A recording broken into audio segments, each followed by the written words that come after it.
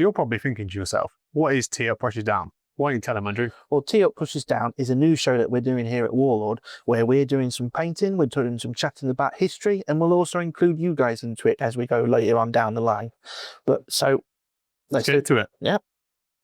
Okay. Right. So me and Dave, we've been talking about doing Napoleonics for a while because we enjoy the Napoleonic era, and even though we both enjoy our painting, we find that we don't get enough time to do the amount of painting that we would have to do a huge army of Napoleonics. Yes, it's I currently have 200 Napoleonic French sat on my painting desk, and it's I thought this would be a good opportunity to get some painted and have a little chat. And I have 27 years of shame that's in a cupboard somewhere screaming at me because I've bought some more. So the theme for today is the Battle of Austerlitz.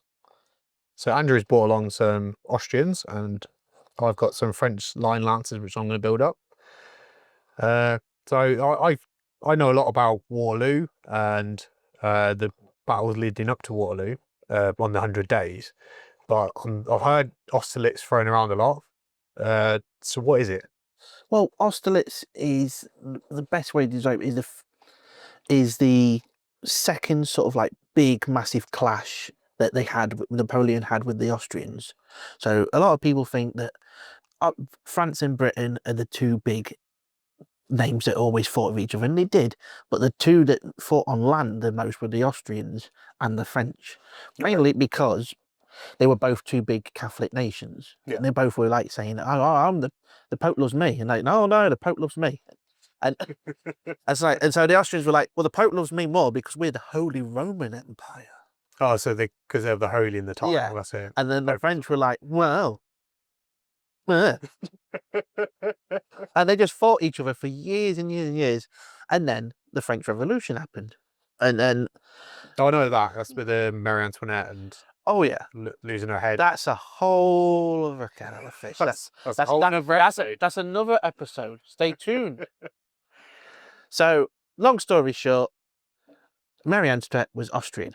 Yeah. She was the sister to the Holy Roman Emperor. And they were like, oh, you better not hurt her. It's like, well, we're going to hurt her. It's like, are you sure? It's like, well, if you hurt her, we're going to invade you. It's like, well, if you're going to threaten to invade us, we're going to desert her. So they chopped off her head. Oh dear. I do recount her saying about the poor people, if they're, why don't they eat cake? Yeah, there's a line. The aristocracy was a little bit out of touch. Yeah. One of the things that she had, which I found hilarious, is that at Versailles she had a tiny village made, so a tiny poor people village, where she pretended to be a little milkmaid, and she'd go around going, oh. and she'd sit there and she had all the servants pretend to be citizens of this tiny little town that she made, and the king would look out his window and go, oh, hello, Mary. Said, oh, hello. But this was the main thing. They were completely out of touch, and there was just endless people saying, oh, I'm going to be in charge and I know how to do this. And then it was back and forth endlessly. And then along comes this little bloke from Corsica. Oh, the Corsican ogre. Yes. He was a little, well, he wasn't little. This is the thing. Everyone thinks he was very small, but he's average height for the time. Well, yeah, but that's British propaganda, because they wanted to make him sound like he was little and not very threatening. Yeah. But he comes over, he joins the army, and then he wasn't going to get much promotion because he was only a small noble from Corsica. But then the revolution happens, and then he rises through the ranks. Okay. And he does things like he does the battle of I can never remember the name of it. I think it's Tucson. Tucson in Italy. Yeah. So Tucson, and he takes that, and then he rises through the ranks and becomes a general. And then the first time he actually fights the Austrians is in Italy, because the Austrians have got a lot of influence in Italy because of the Pope. Okay. So they're coming back and forth, and then the French go, well, we're going to liberate everybody because we've liberated ourselves, so we're going to liberate everybody. And then everybody goes, well, we don't want to be liberated. It's like, well, tough. We're going to liberate you. So they start marching down, and then the Austrians, long story short, the Austrians lose. Yep. They lose badly because they're not prepared for fighting a more modern army. And also the zeal of the French Revolution knows no bounds. So let's get into some models then. Before we get onto the Battle of Austerlitz itself. So I'm doing some Lancers. You're painting up some Austrians. I am. I'm doing some Austrians, so I'll show you guys here. I've done one already.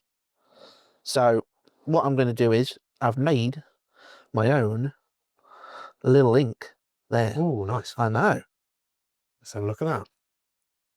I've not found a name for it yet. So if anybody wants to make a name for my special ink, they're welcome to. But it's been made out of sepia tone, light tone, a bit of purple tone.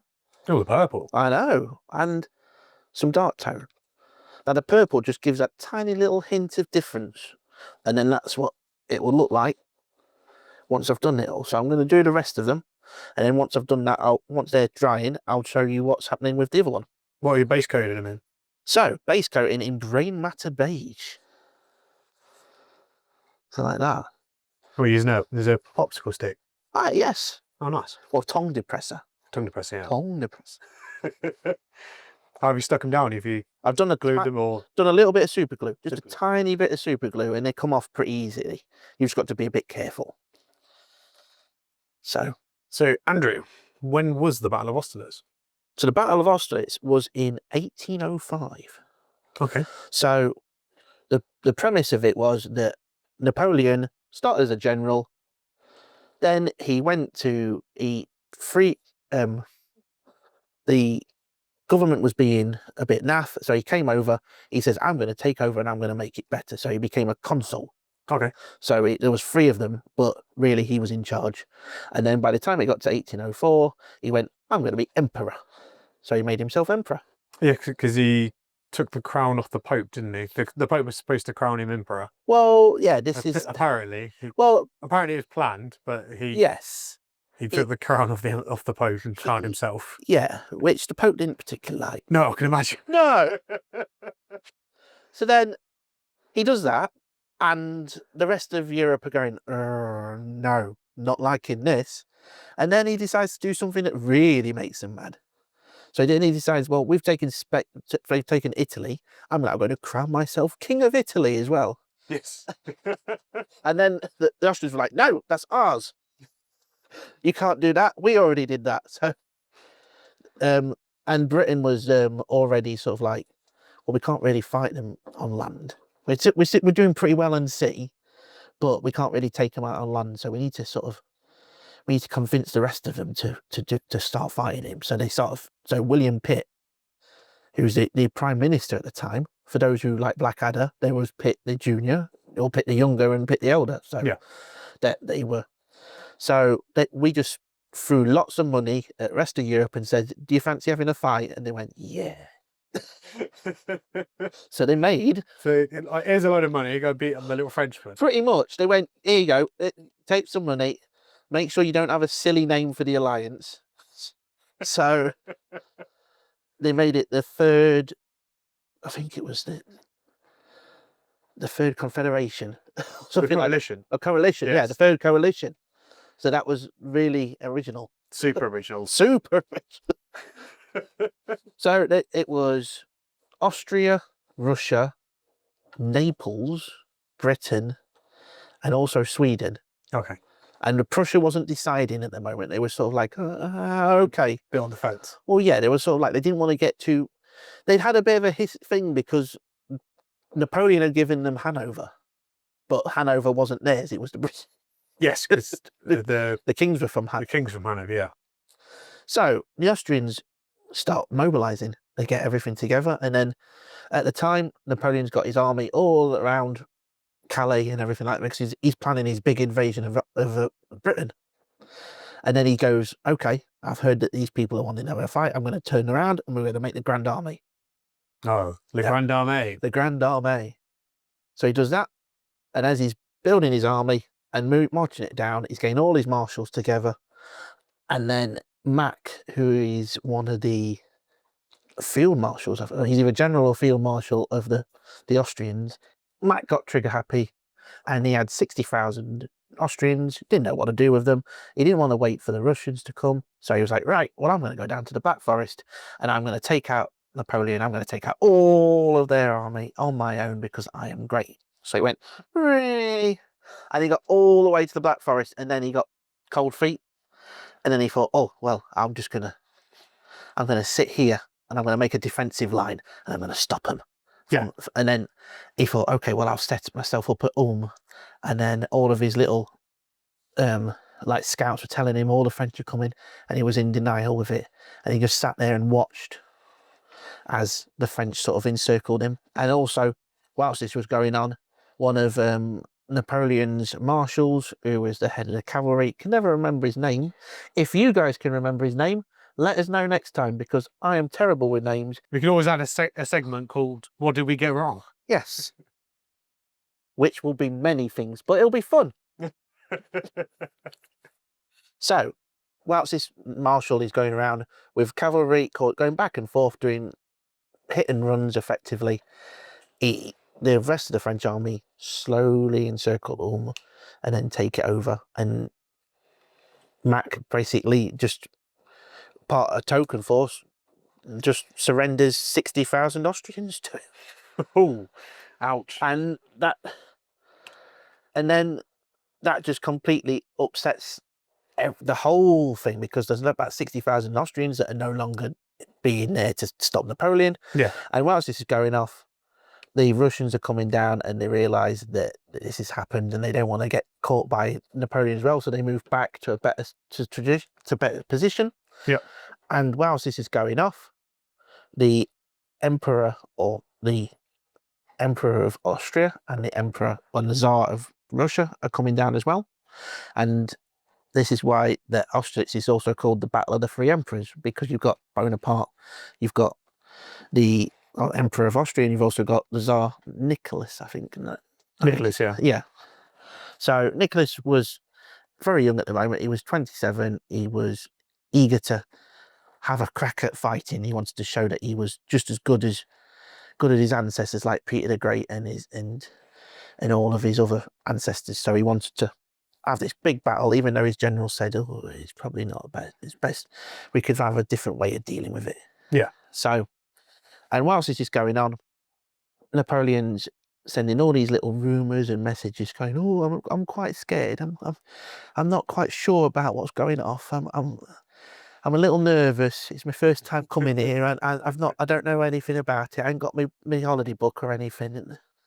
And even then, the envoys come. I think one of the things is, while the Russian envoy came, and he was talking to Napoleon, and Napoleon started to twitch, made himself look like he wasn't prepared about stuff. So he went back to the Tsar going, oh, he's an absolute wuss. That's this bony. You don't have to do. Yeah, we'll take him out. It's fine. So whilst this is going on, Napoleon is orchestrating where he wants the Austrians and the Russians to go, because he has this big battle plan. So he knows he wants them. They take the heights. Again, I'm learning all these things as well. If you know what the heights are called, you tell us.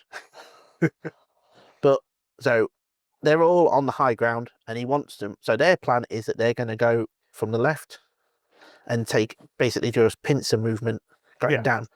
But whilst this is going off, Napoleon wants them to do that, because as they're doing that pincer movement, he's going to do a charge up the hill to distract them. And whilst it's going off, one of the things that some of the media sometimes gets a little bit wrong is that because it's the 2nd of December, it's obviously snowing. Yeah. And that's not what happened. It was very foggy that day. Really, really foggy, but really bright. You know that bright sun that you get when you're in the car and you go, oh! Yeah. It was that level, but it was really foggy. So while this was going off, Napoleon was moving all of his corps around, and making sure that they were in the right places. And then once the battle started, he sprung his trap, and he got all of his army in the right position, And then there was a point when he told, okay, Salt, I want you to go down the front and I want you to take them. I want you to take that heights. So Salt goes, okay. And he marches through and he's going through the fog. And you can just imagine that there's these scared little Austrian soldiers and Russian soldiers. And then all you can hear is these kettle drums just go boom, boom, boom, boom, boom, boom. And then out of the fog comes all of these all these French. Yeah. And they go, ah, and they literally just leg it. But one of the things that was interesting for the battle as well was it's one of the first times that the imperial forces faced each other. So you had Prince Constantine, Yeah. who was in charge of the Russian Imperial Guard. And then you had Napoleon's Imperial Guard. And they've had this first massive clash of these two titanic units as well. And that's... Yeah. And then there's another famous scene where at the end of the battle, what was left of the Russians and Austrians realized that what was happening, and they were running across a lake that was frozen, and the French peppered it with cannonballs to break the ice so they would fall in. And then they made a propaganda that thousands died, but like probably 200 or so died in it. Yeah. And that was, but it was the big battle that sort of, it changed everything. Yeah. Because at the time they were still the Holy Roman Empire, but once he absolutely crushed them, he couldn't be that person anymore. So he basically stopped being the Holy Roman Empire. He revoked it because he hadn't got the influence or power anymore. So it was a big change of what was happening in the world. Yeah. And then, but when this happened, the Prussians, not realizing what was going off, had said, oh, well, we're going to join this coalition too. And we're going to take out Boney and we're going to cause absolute chaos. And then they go, oh, hang on. They've lost. Oh, no. Oh, no. So Boney was like he was focusing right on them next. So, and then whilst this was all going off, you imagine after the Battle of Austerlitz, Bonaparte sat there on the top of the field. He's got a Merlot. He's sat there thinking how great he is. I'm now emperor of everything. Sat there admiring the flowers and the mid winter breeze. And then a courier comes up to him and whispers in his ear. And he says, what? Oh, they've all gone. All the ships are gone. Trafalgar? Nelson? So whilst this was going off, Trafalgar had gone off, and Nelson had completely destroyed, with his own life taken as well. He destroyed the entire... Yeah, I know Trafalgar quite well, yeah. But because that happened, Britain was pretty much in charge of the sea. France was in charge of the land. Yeah. So it was where I think it's probably the first time when you hear like the elephant and the whale. So it's that. So Britain was the whale, France was the elephant. They were masters of their own domain, but they couldn't fight each other. So, and when this happened as well, Prime Minister Pitt famously said, put that map of Europe away. We won't need it for 10 years. Okay, yeah. Because he was like, there's no point in dealing with them for 10 years. But and then, as we know, everything else happens. Napoleon tries to invade Spain, and puts Joseph in charge, and then he invades Russia, and then that causes absolute chaos because you don't invade Russia because it's too cold. So the Battle of Austerlitz is what inspires you to do your Austrians then? Yes. I think I like the idea of doing this sort of arm. I mean, I was trying to think of what I wanted to do because I like Napoleonics, and I've tried to do British, I've tried to do French, and I've enjoyed painting them, but I feel like I take so long painting them. Yeah. Because I want to do them right, that I just end up doing one regiment, and I've lost that steam, I've lost that oomph to get it going. Yeah. So what I thought is, what can I do that's a quick and simple paint scheme that allows me to make loads of regiments really, really quickly. So that's what I did with these guys. And usually you'd think white, you'd go, oh, no. Because white's also like yellow, it's a scary word for painters. Yes, yeah. So, not too bright or it's too dark and dirty. But what I found is if you do an off-white, like brain matter beige, and then you do this ink, it goes into all the grooves like that. And then once you do a dry brush of brain matter beige again, it comes out really nice. And then once you've done that, it's just simple, just add in the extra little details. And I just like the helmets as well. I'm a sucker. Yeah, For, the I'm a sucker for helmets.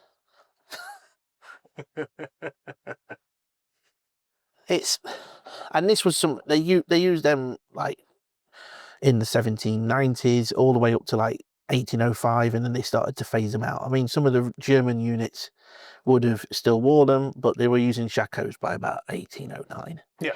But the thing with Austrians is that you have Austrian units or Hungarian units, and then you have German units, and they put German in brackets, so everything else that wasn't Hungarian was German. Okay. Yeah. So because there was so many different places, so even places like Poland and Lithuania and the Czech, they were up in the German areas. So that's what they were all classed as.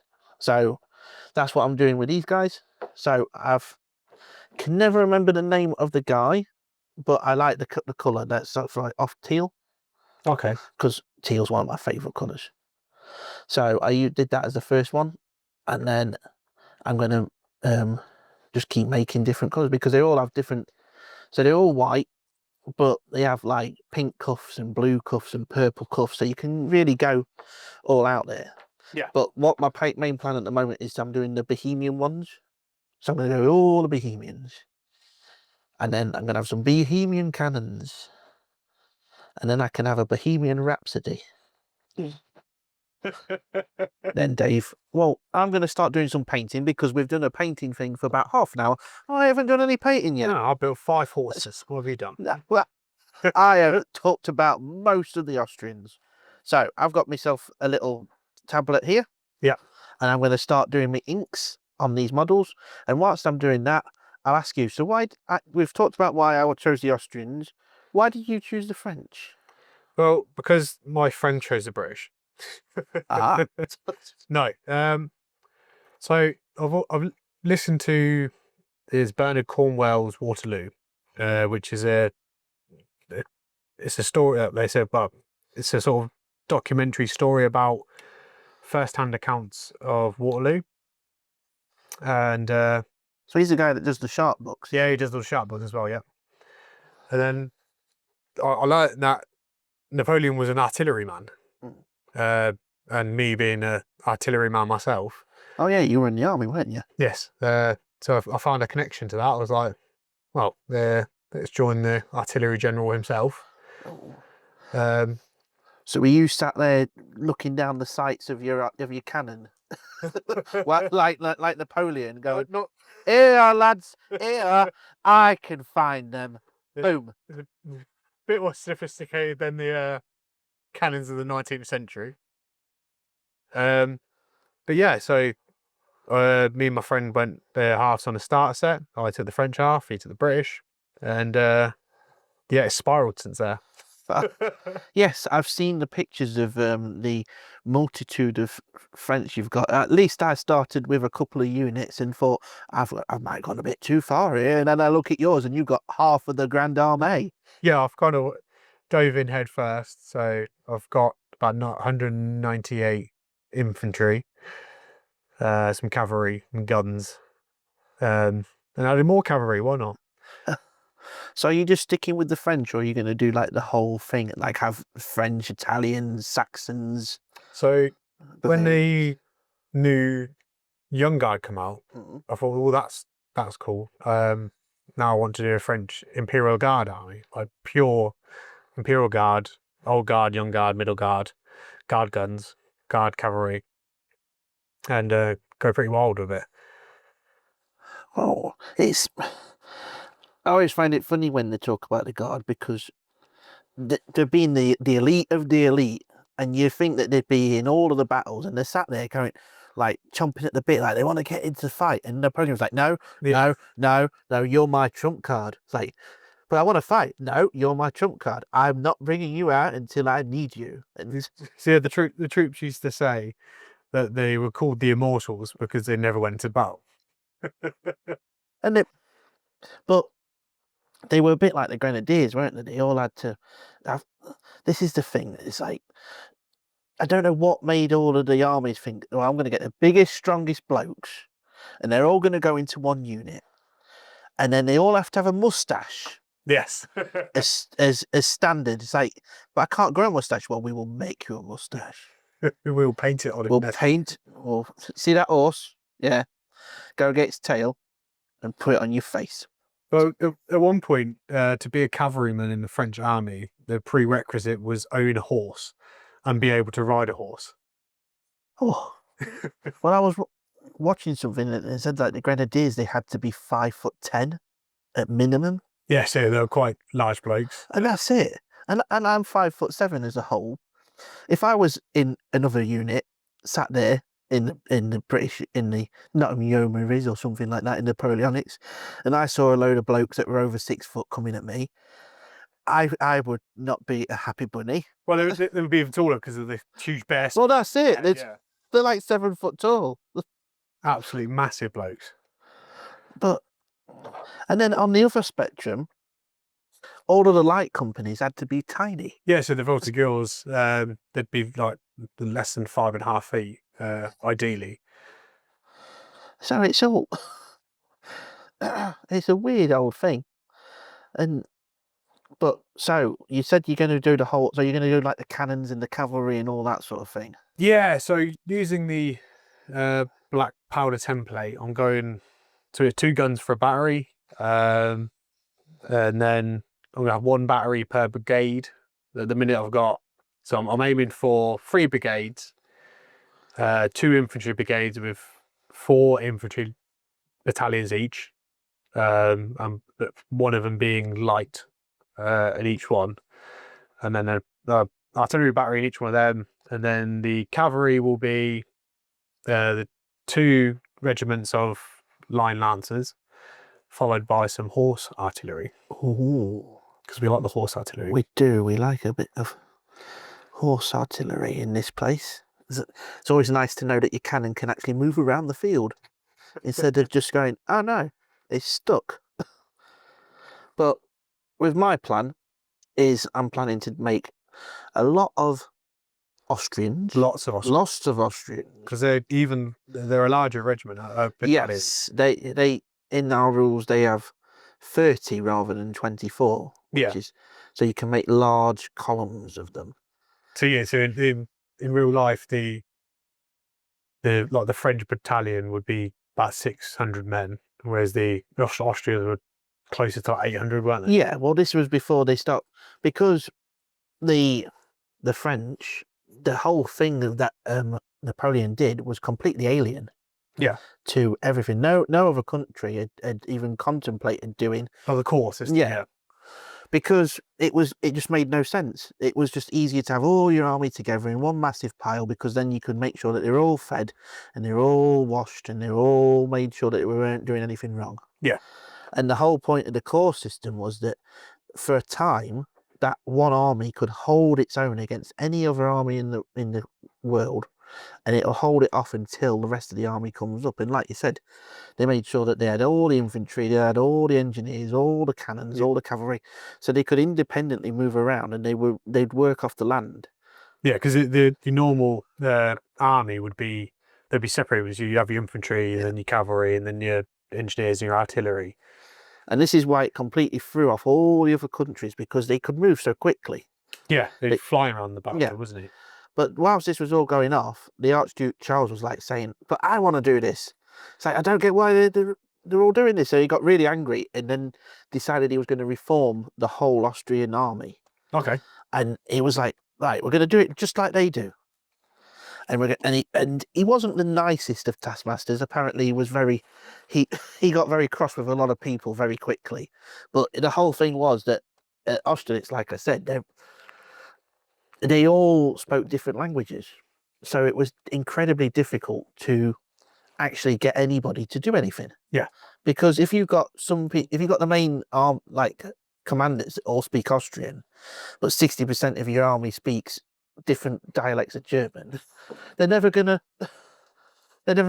talk. Like one of the things that there's a story of when the Russians and the Austrians were together making their battle plan for Austerlitz. Yeah. And they were all sat there and they all decided they're all talking German, because German is a language that they should all understand. None of the Russian generals knew German. The only one who did fell asleep. And another one started looking at his own maps, and the other one just went. So they all went and did their own thing. It was just an emphasis of what was going wrong. And then Archduke Charles came in, and he basically went, "We're going to make it just like the French do. So we're going to go into corps, and we're going to learn how to march in lines, and we're going to make sure that we're all independent and stuff like that." And that's why later on, when they had another fight, when they did another coalition, because there was about 500-600 of them. Yeah.